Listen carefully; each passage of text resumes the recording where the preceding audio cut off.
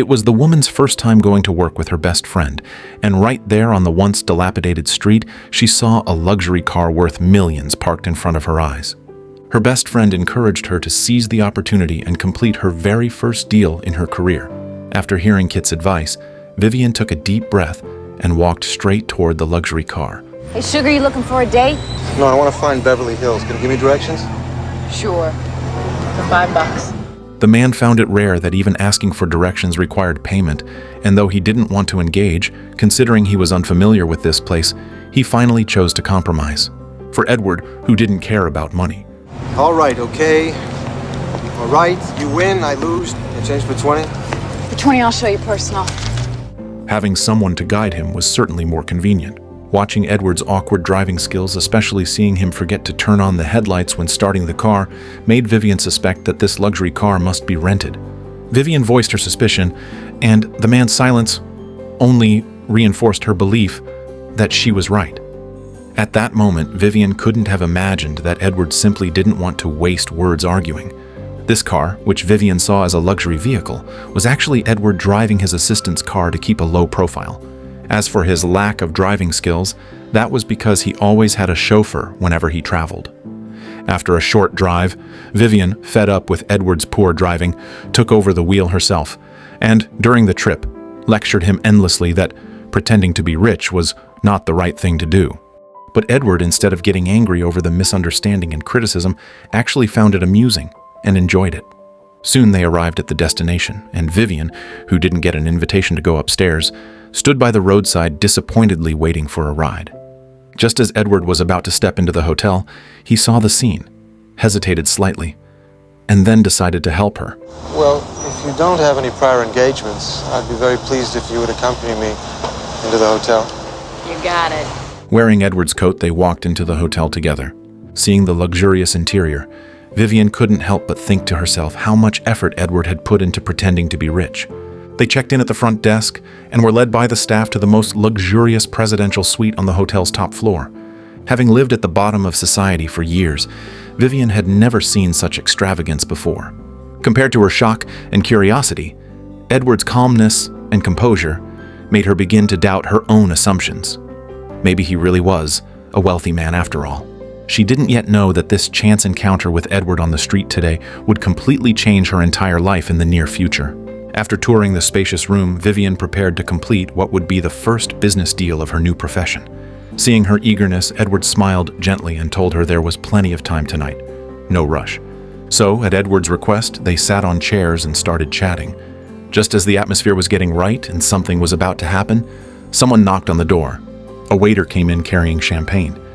Vivian was a little puzzled and asked, "Does it really take this much setup before getting started?" After gulping down the champagne, she reminded him again. Listen, I appreciate this whole seduction scene you've got going, but let me give you a tip. I'm a sure thing, okay? So, I'm on an hourly rate. Could we just move along? Somehow I'm sensing that this time problem is a major issue with you. Why don't we just get through that right now? Great, let's get started. How much for the entire night? And couldn't afford it. Try me. Being her first day on the job and not knowing the going rates, Vivian hesitantly quoted a number. Edward, without hesitation, agreed right away. Seeing how straightforward he was, Vivian started feeling a bit uneasy. She had heard from her best friend that those who didn't haggle and didn't make demands up front were often the most difficult clients. But she quickly realized her worries were completely unnecessary. Edward didn't force Vivian to do anything. On the contrary, he gave her complete freedom to do whatever she wanted in the room. And Edward himself focused entirely on his work. Hours of peaceful coexistence completely put Vivian at ease. Late at night, ignoring Edward who was still working, Vivian fell asleep by herself.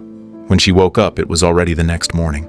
Without the exaggerated makeup, she appeared in Edward's sight with a completely different charm.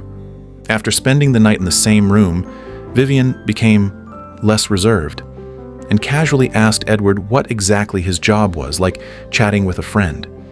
Buy companies. What kind of companies? Buy companies that are in financial difficulty. If they have problems, you must get them for a bargain, huh? Well, the company I'm buying this week, I'm getting for the bargain price of about $1 billion. Hearing such an astronomical number, Vivian felt it was almost unreal. Ignoring Edward's helpless smile, Vivian teased herself about her assumptions and the lessons she had given him last night. Before leaving after breakfast, Vivian thoughtfully helped Edward adjust his tie and then went into the bathroom for a bath. At the same time, Edward received a call from his assistant Philip. The client wanted to invite him to dinner that night. To ensure the meeting would go more smoothly, Philip suggested Edward bring a female companion. Looking at Vivian bathing, Edward fell into deep thought. After the call ended, he walked to the bathtub. I have a business proposition for you. Yes, I'd like to hire you as an employee. I will pay you to be at my beck and call. Though Vivian was eager for this job, her remaining sense of reason made her ask her doubt. Someone as successful and wealthy as Edward surely had no shortage of women better or more suitable than herself. So why did he choose her? I want a professional. Edward's explanation made Vivian reluctantly accept it. Next, they discussed reaching an agreement on the work payment. Having learned he was a super rich man, Vivian no longer quoted a conservative number like last night, but instead asked for what to her was an astronomical figure. Just like yesterday, Edward agreed readily. As the partner of a super rich man, of course, she needed to be dressed in expensive outfits. Before going out to handle business, Edward left her a sum of money for her to dress herself up. After calling Kit to report her safety and show off a bit, Vivian went to a branded clothing store on the street. The moment she entered, she immediately attracted the attention of all the shop assistants, but none of them were willing to serve her. Perhaps feeling that this kind of attitude would hurt the brand's image, one female clerk reluctantly approached and boldly scrutinized Vivian's outfit. Soon, Vivian picked out a dress from among the many dazzling clothes, but the clerk impatiently said, "I don't think we have anything for you. You're obviously in the wrong place. Please leave." The clerk's contemptuous gaze showed no restraint, instantly igniting Vivian's inner inferiority, and she even forgot to take out the money Edward had given her to prove she could afford to buy it. But the troubles didn't stop there. Without Edward by her side, Vivian, dressed in flashy clothes, was stopped by the lobby manager Barney. While Barney was still suspicious, the waiter who had seen Edward and Vivian together the night before appeared, and, after confirming that Vivian was Edward's guest, Barney called her into the office for further probing. Barney knew roughly who Edward was, and Vivian, no matter how you looked at her, didn't seem like someone who could be Edward's friend. Perhaps feeling provoked, Vivian almost lost control and loudly confessed the truth. Her identity, the deal she had made with Edward, the reason she was out, and how she was looked down upon by the clerk in the clothing store. After hearing everything Vivian said, Barney believed her. Returning the cash in his hand, Barney picked up the landline phone and called a clothing store that had a close partnership with the hotel, asking someone on the other end to help Vivian pick out clothes. Not only that, before nightfall, Barney also specially taught Vivian some essential etiquette for business occasions. Finally, when the appointed time arrived, Vivian looked completely transformed. Seeing her back, Edward was initially hesitant to recognize her, until that stunning face appeared before his eyes. You're late. You're stunning. Afterward, Edward took Vivian to meet his client Morse and his grandson David. At the dinner table, Vivian saw for the first time the side of Edward that he had never shown in front of her. He was full of authority in his words and actions, and when it came to acquisition matters, he was tough and assertive. One moment he could be gentle and polite. The next moment, he could make decisive moves without caring about the client's face. After a half-hour-long negotiation, Morse and David left the table angrily. Although Vivian couldn't understand what they were talking about, it was clear that Edward had the upper hand in this negotiation. But why did he look so heavy-hearted? Perhaps knowing Vivian would only be a passerby in his life, or perhaps because he had long been without someone to confide in, Edward unusually opened up to an outsider. When he was very young, his father abandoned him and his mother. So, after achieving success in his career, the first thing he did was acquire the company his father founded, and then dismantled it from within, destroying nearly a lifetime of his father's hard work. They had since become enemies. Until last month, he received the news of his father's death. And today, seeing Morse and David united at the negotiation table reminded him of his father, which made him feel unexpectedly sad. As a listener, Vivian wisely said nothing. Not until Edward pulled himself out of that suffocating atmosphere did she begin to share some of her own difficulties. A night of heart-to-heart conversation silently planted a seed called affection in their hearts. And this seed would grow strong in the days they spent together afterward.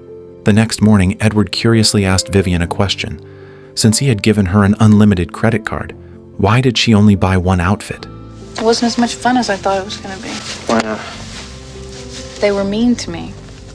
After hearing the whole story, Edward immediately called to cancel the morning's meeting and accompanied Vivian to the city's most upscale clothing store. Seeing Edward's well-tailored suit, the store manager personally came out to greet them. Edward bluntly interrupted the manager's introduction and told him they were going to spend a lot of money here. Realizing they were facing a big client, the manager immediately gathered all the store staff. They put down whatever they were doing and all rushed to serve Vivian. Seeing Vivian surrounded by people, Edward left a credit card and left with peace of mind. Throughout the entire morning, Vivian was wrapped in the enthusiasm of the store clerks. After picking and choosing, she ended up buying nearly a week's worth of the store's sales. Besides the clothes she ordered to be sent to the hotel, she also kept several outfits with her. Carrying the clothes as she walked down the street, Vivian instantly regained her confidence. And the looks from people around her were clearly different from before. When she passed by the store that had once thrown her out, No, I'm sorry. I was in here yesterday. You wouldn't wait on me? Oh, You work on commission, right? yes. Big mistake. Big. Huge. I have to go shopping now. even when Vivian left, the clerks still couldn't remember who she was. But none of that mattered anymore. For at this moment, Vivian's confidence no longer needed the clerk's regret to fill the void. In the following days, with no more banquets to attend, Edward's acquisition also entered the next stage. With free time on their hands, they spent almost the entire day in the hotel. As they spent more time together and shared more moments, they got to know each other more deeply, and subtle changes also took place in their relationship. Soon, the one-week deadline arrived. Vivian was taken to a large-scale business conference. Through Edward's introduction, Vivian met many successful people she usually had no chance to contact. Among them was Edward's personal assistant, Philip. Since there was still business to discuss, Vivian tactfully went elsewhere. With her inner temperament transformed and her attire complementing it, she soon attracted the attention of several single successful men. Meanwhile, Philip, having finished his business, happened to see this scene. He couldn't help but become curious about Vivian's true identity. Could she be a spy sent by another company to get close to Edward? To reassure Philip, Edward, after much hesitation, told him Vivian's real identity and how they met. Hearing this, the heavy stone in Philip's heart was finally lifted, but at the same time, a hint of wickedness arose inside him. Seizing an opportunity when Vivian was alone, Philip followed her there. Must be quite a change from Hollywood Boulevard. Yeah, Edward told me. Hey, don't worry, your secret is safe with me. Listen, maybe you and I could get together sometime after Edward leaves. Philip's words were like sharp blades, mercilessly tearing apart the confidence Vivian had built up over this period. Her princess dream that had already taken shape was shattered in an instant, and she was dragged back to harsh reality. On the way back, she remained silent. Vivian prepared to pack her things, only to find that there was nothing here that belonged to her. Clever Edward guessed the reason behind it and began chasing after her to explain that he only revealed the truth to stop his assistant from becoming suspicious, and that he had no intention of looking down on her. Nor did he mean to insult Vivian's character in any way. But Edward's words still couldn't stop Vivian from finding the flashy outfit she had worn when she first arrived here. Standing still for a long time, Edward eventually took out the agreed $3,000. But Vivian only glanced at the money and didn't put it in her pocket. After she left, Edward also noticed the $3,000 still lying on the sofa. While Vivian was waiting for the elevator, Edward opened the door. I'm sorry. Vivian didn't take the $3,000 because she didn't want to put a transactional label on the time they had spent together, and this indirectly showed that she had developed feelings. Understanding the meaning behind her gesture, Edward came out to try to stop her, which also proved that he, too, had fallen for Vivian. The waiter, sensing the subtle tension of the moment, tactfully closed the elevator door, and after hesitating for a long time, Vivian chose to forgive Edward. Though they never explicitly mentioned canceling the employment arrangement, both of them silently acknowledged each other as lovers. In the days that followed, Edward no longer had any events to attend. All the remaining acquisition matters were handed over to Philip to handle. He only needed to show up at the end to sign the contract. And during this free period, Edward didn't stay cooped up in the hotel with Vivian like before. Dressed in an expensive gown and wearing a necklace worth more than a house, under Edward's arrangement, Vivian experienced her first ride on a private jet. They went to the world's most prestigious theater to watch a play and dined at ultra-high-end restaurants for candlelit dinners. Whenever someone sought him out, Edward would use the excuse of feeling unwell to decline and devoted himself entirely to spending time with Vivian. Finally, as the acquisition reached its final stage, they had to start facing the inevitable parting that would soon arrive. Vivian had grown up in this city since she was a child, and it was clearly unrealistic for her to travel around the world with Edward. So she wanted a status, a title that would allow her to live by his side without anyone daring to gossip. But before Edward could think about this issue, Philip called. The acquisition was complete, and all the terms were finalized, only waiting for Edward to come over and sign. Before leaving, Edward spoke earnestly to Vivian. I have to go now. I heard everything you said. This is all I'm capable of right now. Vivian said she completely understood and would wait for Edward to finish his work and come back. During the meeting, Edward, who kept thinking about this matter, lost his usual decisiveness. He paced back and forth in the conference room and finally seemed to make a certain decision. He asked everyone except the company's principal to leave the room. What is it you're after now, Mr. Lewis? Well, I no longer wish to buy your company and take it apart. But I don't want anyone else to either. And it is still extremely vulnerable. So I find myself in unfamiliar territory. I want to help you. What was originally a full acquisition became a capital injection partnership, and hearing this news, Morse froze on the spot, unable to believe what he was hearing. He confirmed it with Edward several times. Morse's words immediately reminded Edward of his father. Today's decision might have been because he was moved by Morse and David's persistence, or perhaps he wanted to use this way to make up for the regret of never reconciling with his father. Walking out of the building, Edward didn't get into the car. He told the driver to leave first and walked alone toward the park. Having resolved the work issues, the next thing he had to face was his relationship with Vivian, and this contemplation lasted 2 full hours. On the other side, clueless about what had happened, Philip, unable to reach Edward by phone, came to the hotel. Inside the room, there was no one but Vivian, and Philip immediately had wicked thoughts. After a few drinks, he began to harass Vivian, repeatedly accusing her of being the reason Edward suddenly changed his plans, causing the company to suffer huge losses for no reason. His words were full of humiliation and contempt. At the critical moment, Edward appeared, and regardless of the years of working together, he knocked Philip to the ground with 2 punches. After Philip left resentfully, Edward immediately comforted the hurt Vivian. At her request, they sat on the steps to talk. Vivian knew that there would be no shortage of people like Philip around Edward, and it was impossible for him to teach every single one of them a lesson. In the end, it was because her past wasn't glamorous enough. Maybe separation was the best ending for both of them. The gap between their identities and social status was clearly not something that could be crossed so easily. Mutual affection was certainly beautiful, but once together, integrating into each other's circles was the real issue they had to face. Sensing Vivian's determination, Edward no longer tried to persuade her to stay. He first handed over a sum of money and then took out a business card from his pocket, reminding her that if she ever needed anything, she could call this number. This time, Vivian did not reject his kindness. At the door, Edward made one last request for Vivian to stay one more night. I can't. At their farewell, although both of them smiled on the surface, the reluctance in their hearts was something only they themselves knew. Vivian left, saying goodbye to the hotel that had once given her dreams of a different life. The story of the ugly duckling turning into a swan ultimately didn't happen to her. Perhaps such stories only exist in fairy tales.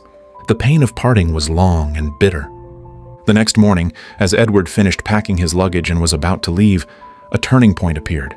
After confirming that Vivian hadn't left him any messages, Edward took out the expensive necklace and asked Barney to return it to the jewelry store after his departure.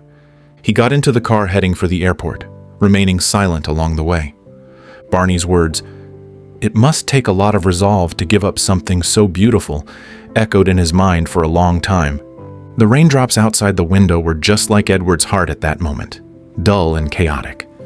Looking at the car window, Edward thought of the cash Vivian had left behind the first time they argued. Leaving behind such a beautiful piece of jewelry, Vivian must have made a huge decision, which also proved the depth of her feelings for him. Thinking of this, he told the driver to pull over by the roadside, bought a bouquet of flowers, and then set off toward Vivian's home. Just as Vivian was stepping out to attend a job interview, she heard someone calling her from outside. Vivian! Princess Vivian! Come down! And paused. Edward had changed his direction for Vivian, also proving the strength of his determination. The two, finally moving toward each other, embraced a beautiful ending. Vivian, from someone living at the bottom of society to falling in love with the super-rich Edward, had walked a path full of thorns. From being looked down upon by the clothing store clerks to being humiliated by Edward's assistant, the gap of class stood like an unbridgeable chasm. But Edward was willing to set aside his acquisition plans, put aside his work, and devote himself entirely to being with her, while Vivian also bravely faced her past and stayed true to her heart for Edward. Their love crossed the barriers of the mundane world, proving the power of sincerity. This tells us that love is not about where you come from. As long as both sides understand and firmly protect each other, no matter how big the gap, it can be overcome. And ordinary people can also have extraordinary and passionate love.